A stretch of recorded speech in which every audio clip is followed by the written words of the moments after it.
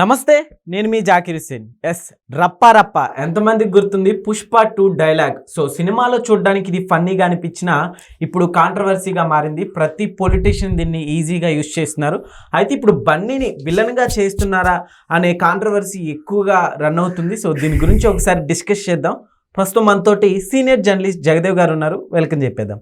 Hi sir, నమస్తే. నమస్తే జకీర్.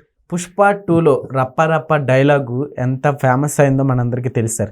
అయితే ఇప్పుడు అది ప్రతి ఒక్క పొలిటీషియన్ వాడేస్తున్నారు. బన్నీ గారిని ఏమన్నా విలన్గా అయ్యే ఛాన్సులు ఏమన్నా బయట కనిపిస్తున్నాయి అంటే ఏం చెప్తారు? యాక్చువల్గా బన్నీ గారిని విలన్ చేయాల్సింది చేసేసినట్టున్నారు. ఆల్రెడీ సినిమా ఓపెనింగ్కి తొక్కిసలాట్లో కావడి చనిపోయినప్పుడు అప్పుడు చాలా విమర్శలు కూడా ఎదురయ్యాయి. అయితే ఇప్పుడు మరలా బన్నీ గారి సినిమాలోని డైలాగులు వాడడం వల్ల రాజకీయ నాయకులు దాన్ని వాడుకుంటున్నారు. జనరల్గా ఆగడు సినిమాలో మహేష్ బాబు డైలాగ్ లాగా సినిమాల ప్రభావం ఎంత ఉందో తెలియదు, కానీ పంచ్ డైలాగుల ప్రభావం మాత్రం బాగానే ఉంది. సో అలాగా పంచ్ డైలాగుల ప్రభావమే ఇప్పుడు ఇది తీసుకొచ్చింది. మొన్న ఆయన పల్నాడు వెళ్ళినప్పుడు జగన్మోహన్ రెడ్డి గారి యొక్క అభిమాని ఒకడు ఒక హోర్డింగ్ పట్టుకున్నాడు, పోస్టర్ హోర్డింగ్. ఏమని, ఈసారి 2029 ఎలక్షన్స్లో మా ప్రభుత్వం వచ్చాక గంగమ్మ జాతరలో పొట్టేలకు మొక్కినట్టు ఇంకా రప్ప రప్ప అంటే అడ్డగా అలా నరుకుతాం అన్నట్టుగా పెట్టాడు డైరెక్ట్గా. అలాగే ఓకే. అయితే ఇప్పుడు అది చాలా వైరల్ అయింది. దాన్ని ఎంతవరకు అలా పెట్టడం సమంజసమా కాదా అనే దాని మీద కూడా చర్చ జరిగింది. దాన్ని కూడా సమర్థించే వాళ్ళు ఉన్నారు. అంటే తప్పేముందబ్బా, దానికి అభిమాని అలా పెట్టాడు, సినిమా డైలాగులే కదా, సినిమాలో పెడితే తప్పులేంది, బయట అంటే తప్పేంటి అని కూడా సమర్థించే వాళ్ళు ఉన్నారు. బట్ సినిమా జీవితం వేరు, నిజ జీవితం వేరు అన్నట్టుగా వీళ్ళు తర్వాత ప్రభుత్వం వాళ్ళు కూడా దాన్ని ఖండించడం జరిగింది. అంటే ఇప్పుడు ఒక మాట అనే ముందు, ఒక స్టేట్మెంట్ ఇచ్చే ముందు కొద్దిగా ఆలోచించాలి. లేదా కింద స్థాయివాడు అలా పెట్టినప్పుడు వాడెవడో పిచ్చ అభిమానంతోనో చొక్కాలు చించేసుకున్నంత పిచ్చ ప్రేమతోనో వాడేదో పెట్టుండొచ్చు, కానీ దాన్ని సమర్థనించగా ఉండకూడదు. ఎందుకంటే నేర ప్రవృత్తి ఎక్కువైపోతుంది ప్రతిదానికి కూడా. చిన్న చిన్న వాటికి గొడవలు పడ్డము, మరీ కోపం వస్తే చంపేసుకోవడానికి వెళ్ళిపోవడము, ఈగో హట్ అయితే వాడిని కిడ్నాప్ చేసి చంపేయడము, ఇట్లాంటివి కూడా మనం చూస్తున్నాం. సో ఇట్లాంటి నేర ప్రవృత్తి పెరుగుతున్న ప్రస్తుత నేపథ్యంలో అలాంటి స్టేట్మెంట్లు అనేవి అనవసరంగా ఆర్గ్యుమెంట్కి గొడవకి దారి తీస్తాయి. ఇప్పుడు వాడు ఎవడో పట్టుకున్నాడు, వాడు పోలీసులు పిలిచారు, కౌన్సిలింగ్ ఇచ్చారు, అరెస్ట్ చేశారు. ఇప్పుడు ఆడ ఊర్లోకి వెళ్తే ఏమంటారు మిగతా వాళ్ళు, దానికి వ్యతిరేకంగా ఉండేవాళ్ళు, నువ్వు మరీ ఓవర్ యాక్షన్ చేస్తున్నావు, అంత అలా పెట్టడం అవసరమా అని అనొచ్చు. అంటే వాడు ఇంకా నా ఇష్టం, నా పాజిటివ్ నేను పెట్టుకున్నా, పైసలు నువ్వు ఇచ్చావా, నువ్వేంది అని ఇంకా ఆర్గ్యుమెంట్. సో అంటే సినిమాల్లో అక్కడ సందర్భం ప్రకారము ఆ సినిమాలో ఆ హీరోకి సొంత అన్న కూతురు కిడ్నాప్ చేస్తే ఆ అన్న కూతుర్ని కాపాడడం కోసం ఎవడైనా సరే, ఎటువంటి వాడైనా సరే, ఎంత బ్యాక్గ్రౌండ్ ఉన్నా వాడిని ఇట్లా బలిస్తాను అనే ఆవేశంలో మాట్లాడిన సందర్భంగా వచ్చిన డైలాగ్ అది. ఇప్పుడు సినిమాలో కొట్టుకోవడం, చంపుకోవడం, నరుక్కోవడం చూస్తుంటే అవన్నీ నిజమా? కాదు కదా. సో డైలాగ్ కూడా సినిమాకి రసవత్రంగా నడపడానికి 2.5 గంటల సేపు దర్శకుడు చూపించిన ప్రతిభ అది. సార్ అట్లా ఇప్పుడు సినిమా డైలాగులు నిజ జీవితంలో ఈ మధ్య ఎక్కువ వాడేస్తున్నారు కదా, చాలా ఎక్కువ, చాలా రొటీన్ అయిపోయింది. అదే అంటున్నానండి. ఇప్పుడు అదే పుష్ప డైలాగ్ ని ఇక్కడ బీఆర్ఎస్ వాళ్ళు కూడా వాడారు. ఏమని వాడారు? రప్ప రప్ప 2028లో మా ప్రభుత్వం 3.0 అది ఎలాగుంది? దాంట్లో ఎక్కడ నరుకుతానని కానీ, చించుతానని కానీ, మా తడాకా చూపిస్తాను, మీరంటే ఏంటో చేస్తాను, మీకు నామరూపాలు ఎక్కడ చేస్తానని లేదుగా. మొన్న పల్నాడులో పెట్టిన పోస్టర్ ఎలా ఉంది? మీరు కాబట్టి ఒకసారి కంపేర్ చేసి చూసుకోండి. పల్నాడులో ఏముంది? 2029లో మా గవర్నమెంట్ వచ్చాక ఒక్కొక్కడికి గంగమ్మ జాతరలో పొట్టేలాగా రప్ప రప్ప నరుకుతాము అన్నట్టుగా ఉంది. ఓకే. అది అక్కడ నరుకుతాము, చంపుతాము అలాంటి పదాలు ఏం లేవుగా. 2028లో మరలా బీఆర్ఎస్ 3.0 రప్ప రప్ప ఏదైనా అవ్వచ్చు. 3.0 గవర్నమెంట్ అంటే ఆల్రెడీ కేసీఆర్ గారు 2 సార్లు పరిపాలించారు కాబట్టి 3వసారి 3.1 అని. ఇట్లాగా ప్రతీది కూడా మీరు అన్నట్టు పంచ్ డైలాగులు, సినిమా డైలాగులే. ఇప్పుడు చూసారా, సిట్టు జరుగుతుంది, ఏది ఫోన్ ట్యాపింగ్ మీద. దాని మీద కూడా ఎక్కువగా వైరల్ అవుతున్న అంశం ఏంటంటే తెలీదు, గుర్తులేదు, మర్చిపోయా. ఈ 3 పదాలు ఎక్కడివి? మళ్ళీ సినిమాలో ఉన్నవి. అదుర్ సినిమాలో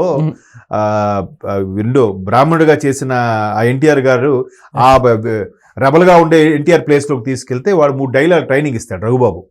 ఇచ్చినప్పుడు ఏం చెప్పాలంటే, నీకు పైసలు ఇస్తాం బాబు ఈ 3 డైలాగులు చెప్పాడు అంటే తెలీదు, గుర్తులేదు, మర్చిపోయా అంటాడు. సో దాన్ని ఇప్పుడు ఈ ఫోన్ ట్యాపింగ్ వ్యవహారంలో సిట్ ఏదైతే ఉందో అధికారులు కానీ పాత నాయకులు కానీ మాజీ మంత్రులు కానీ ఎవరైతే వెళ్తున్నారో వాళ్ళు ఏం చెప్తున్నారంట, తెలియదు, గుర్తులేదు, మర్చిపోయా అంటున్నారు.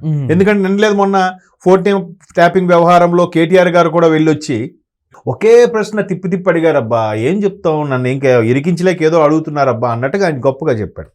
బట్ ఇదే కేటీఆర్ గారు 2018 ఎలక్షన్స్ ముందు రంగస్థలం సినిమా పాటల్ని డైలాగులు చాలా వాడుకున్నాడు. ఆయన అదే సందర్భంలో చెప్పాడు కూడా, రామ్ చరణ్ నాకు మంచి ఫ్రెండ్, రామ్ చరణ్ సినిమా డైలాగులు కూడా నేను వాడుకున్నాను.